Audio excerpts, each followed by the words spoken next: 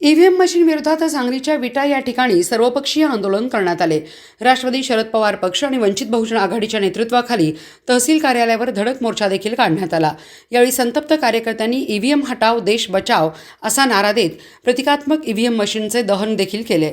विटा शहरातून तहसील कार्यालयावर काढण्यात आलेल्या मोर्चामध्ये राष्ट्रवादी शरद पवार गटाचे माजी आमदार राजेंद्र देशमुख यांच्यासह खानापूर मतदारसंघातील राष्ट्रवादी पक्षाचे पराभूत उमेदवार वैभव पाटील आणि वंचित बहुजन आघाडीचे पराभूत उमेदवार संग्राम माने यांच्यासह प्रमुख नेते देखील या मोर्चात सहभागी झाले होते।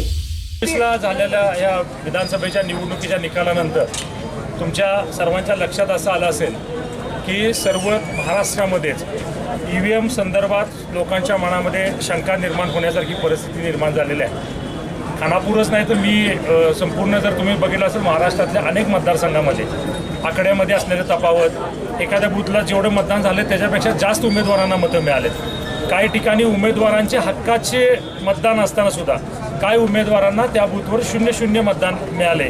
अशी विदारक आणि धक्कादायक परिस्थिती आपल्या सगळ्यांच्या निदर्शनास आलेली आहे। ईव्हीएमबद्दल सर्वांच्या मनामध्ये आता इतकी प्रचंड शंका आहे की त्या शंकेच्या हिशोबानं माझ्यासारख्या एखाद्या कार्यकर्त्याला वाटतं की भविष्यात ईव्हीएम जर असेल तर उमेदवारी करायची का नाही, निवडणूक लढवायची का नाही, अशी परिस्थिती आमच्या सगळ्यांच्यावरती येऊन टेपलेली आहे। ते जर माझं एकट्याचं मत असतं तर ठीक आहे, पराभवानंतर एखादा उमेदवार बोलले असं कोणतं म्हणेल, पण माझ्याबरोबर अपक्ष लढलेले आदरणीय या मतदारसंघाचे माजी आमदार राजेंद्रांना इथं उपस्थित आहेत, भक्तराज काका ठिगळे इथं उपस्थित आहेत, संग्राम माने इथं उपस्थित आहेत। परवा दिवशी संभाजी पाटील यांनी पण आपल्या सगळ्यांना निवेदन दिलं त्यांनी। या सगळ्यांचंच आमच्या सगळ्यांचं असं म्हणणं आहे की ज्या भागामध्ये आम्हाला पोटेन्शियल आहे किंवा ज्या भागामध्ये आम्हाला चांगलं मतदान होते त्या भागामध्ये सुद्धा अत्यंत कमी प्रमाणात काही ठिकाणी 0 मतदान होण्यासारखी परिस्थिती आलेली आहे। एक ट्रेंड जर बघितला तर पहिल्या बूथपासून ते 358 जेवढे बूथ आहेत एक सलग ट्रेंड त्या उमेदवाराच्या बाबतीत दिसतो। म्हणजे जर माझ्यासारख्या उमेदवाराला एका बूथवर 300 मतं मिळत असतील तर शेवटपर्यंत मला 300 मतं मिळत चाललेत आणि माझ्या विरोधी उमेदवार आहे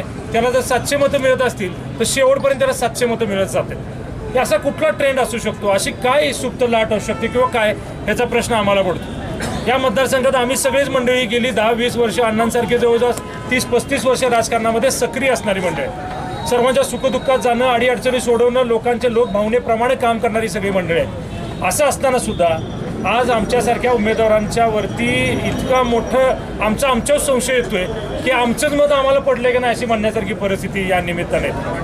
विरोधक म्हणतात लाडकी बहिणीचा परिणाम आहे। आपल्या मतदारसंघात 42,000 फक्त लाडकी बहिणीचे फॉर्म काहीतरी मंजूर आहे या आपल्या खानापूर विधानसभा मतदारसंघात। सरासरी 71-72% मतदान झालं तर 28,000, त्याच्यामध्ये माझ्यासारख्याला 30% मतदान मिळाले। त्या लाडक्या बहिणीतल्या 30%नी मला मतदान केलं असलं तर मग विरोधकाला 78,000 मतं लीड वाढायची काहीच परिस्थिती नाही ना।